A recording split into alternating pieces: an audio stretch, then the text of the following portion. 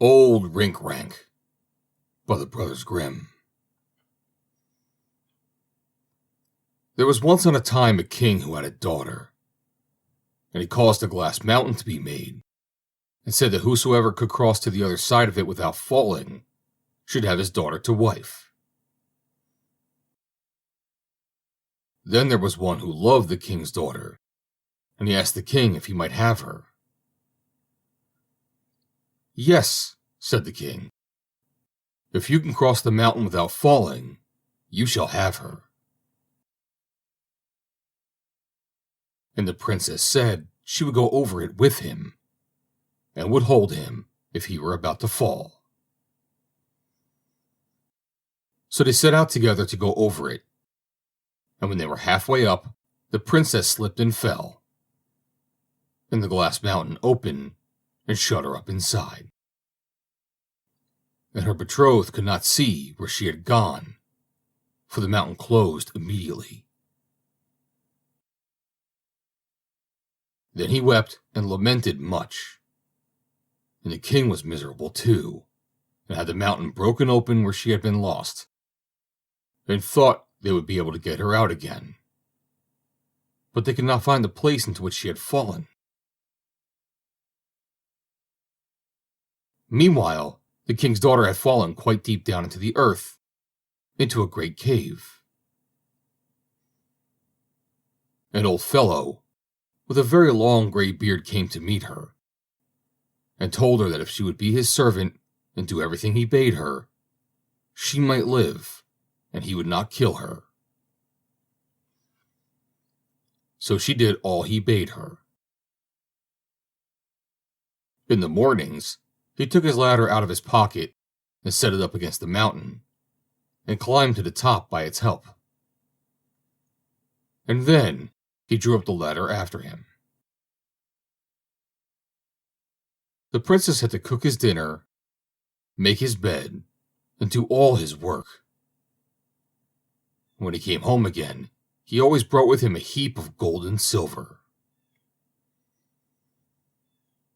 When she had lived with him for many years, and had grown quite old, he called her Mother Mansrot, and she had to call him Old Rinkrank. Then once, when he was out, and she had made his bed and washed his dishes, she shut the doors and windows all fast, and there was one little window through which the light shone in, and this she left open.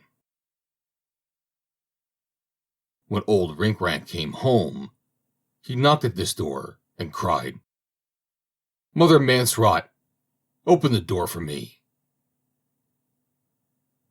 "No," said she. "Old Rinkrank, I will not open the door for thee." Then he said, "Here stand I, poor Rinkrank, on my 17 long shanks, on my weary, worn-out foot. Wash my dishes, Mother Mansrot." "I have washed thy dishes already," said she.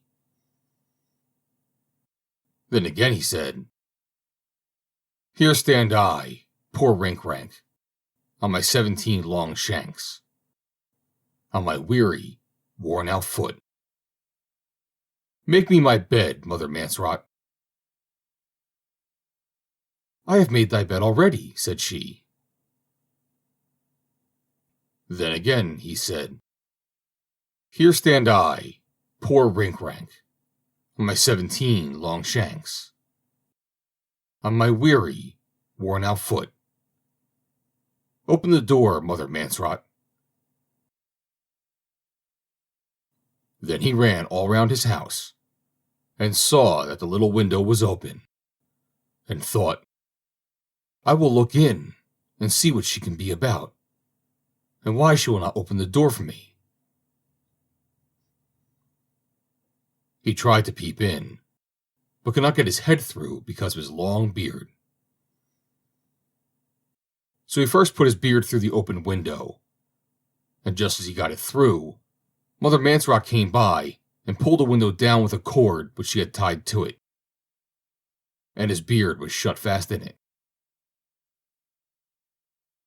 Then he began to cry most piteously, for it hurt him very much, and to entreat her to release him again.